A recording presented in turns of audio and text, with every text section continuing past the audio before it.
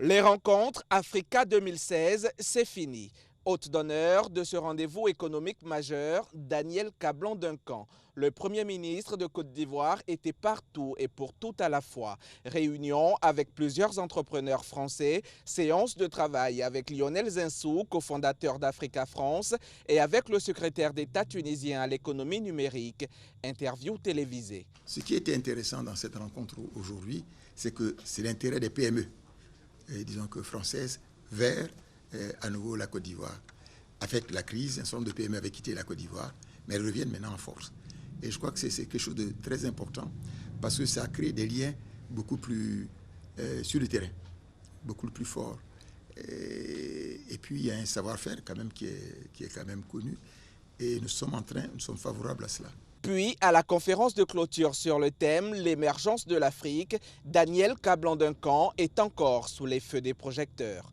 Avec un taux de croissance moyen annuel de l'ordre de 5%, obtenu au cours de la dernière décennie, bien que cette croissance soit un peu en baisse pour ces 2 dernières années, l'Afrique, il faut le dire, se présente aujourd'hui comme la nouvelle frontière de développement. Son Excellence M. Alassane Ouattara, président de la République, a livré aux Ivoiriens sa grande ambition, qui est de faire de la Côte d'Ivoire un pays émergent à l'horizon 2020.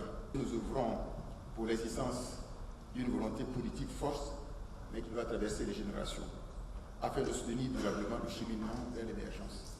Cette volonté politique devrait être partagée par tous les acteurs de la vie nationale actuelle et future, d'où le dialogue actuel en vue de l'adoption d'une nouvelle constitution ivoirienne. Les rideaux se referment ainsi sur Africa 2016 qui aura réuni près de 2000 entreprises africaines et françaises. Rendez-vous est pris pour Bamako en janvier 2017 pour la restitution des travaux à la conférence des chefs d'État.